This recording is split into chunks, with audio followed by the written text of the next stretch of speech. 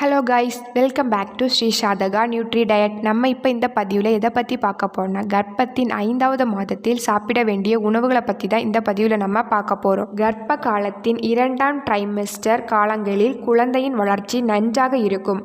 வயிறு வளர்ச்சி அடையும். ஹார்மோன்கள் தங்களை மாற்றிக்கொள்ளும் போது உணவின் மீதான ஏக்கம் அதிகரிக்கும். குழந்தைக்கான ஊட்டச்சத்து தேவையாக இருக்கும்.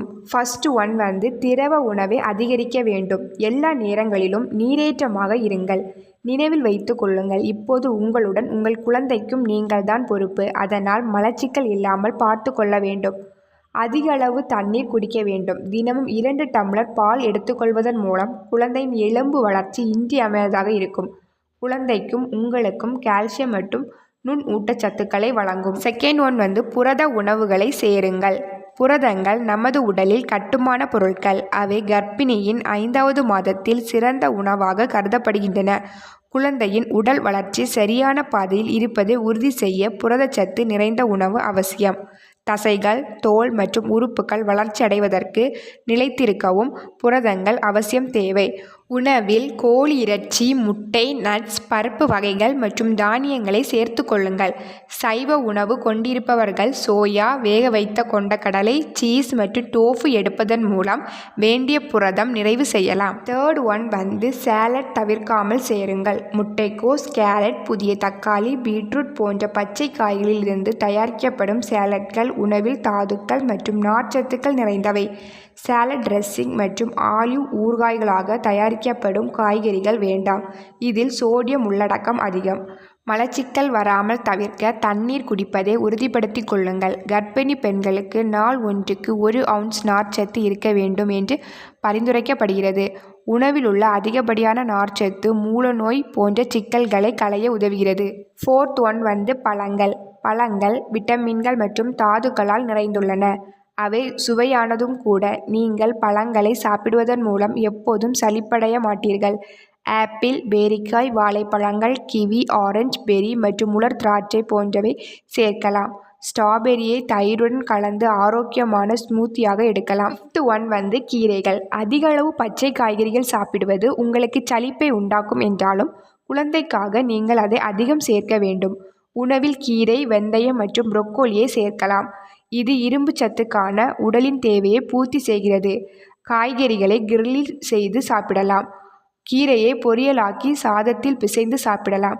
கீரை தோசை, கீரை போண்டா, கீரை சப்பாத்தி, கீரை குழம்பு என தினம் ஒன்றாக செய்து சாப்பிடலாம். சிக்ஸ்த் ஒன் முழு தானியங்கள். முழு தானியங்கள் உணவில் சேர்ப்பது உங்கள் இருவரது ஆரோக்கியத்திற்கும் நல்லது. கோதுமை, ராகி, சோளம், அரிசி மற்றும் ஓட்ஸ் போன்ற முழு தானியங்களில் vitamin E, vitamin B complex, இரும்பு மற்றும் மெக்னீசியம் நிறைந்துள்ளது. இது வளரும் குழந்தையின் ஆற்றல் மற்றும் ஊட்டச்சத்தின் தேவையை நன்றாக பூர்த்தி செய்கிறது. செவன்த் ஒன் கர்ப்பிணிகள் 5வது மாதத்தில் தவிர்க்க வேண்டிய உணவுகள். கார்பனேட்டட் பானங்கள், கேஃபீன், சர்க்கரை மற்றும் ஆரோக்கியமற்ற கலோரிகள் உண்டு. உங்கள் கலோரிகள் எல்லாம் தவறான மூலங்களிலிருந்து வருவதை நீங்கள் விரும்பவில்லை எனில் இதை தவிர்க்க வேண்டும். அதற்கு பதிலாக புதிய பழச்சாறுகள், எலுமிச்சை நீரை சேர்க்கலாம். வெப்பமண்டல பழங்களில் நுண் ஊட்டச்சத்துக்கள் மற்றும் நார்ச்சத்து நிரம்பியுள்ளது. செரிமானத்தையும் சுவையையும் மேம்படுத்துகிறது. ஆனால் கர்ப்ப காலத்தில் வெப்பமண்டல பழங்களை சாப்பிடுவது சிறந்ததல்ல. அன்னாசி பழம், பப்பாளி போன்றவை பெண்களுக்கு கர்ப்பப்பை சுருக்கத்தை தூண்டுவதாக சொல்லப்படுகிறது. இது கருச்சிதைவுக்கு வழிவகுக்கும்.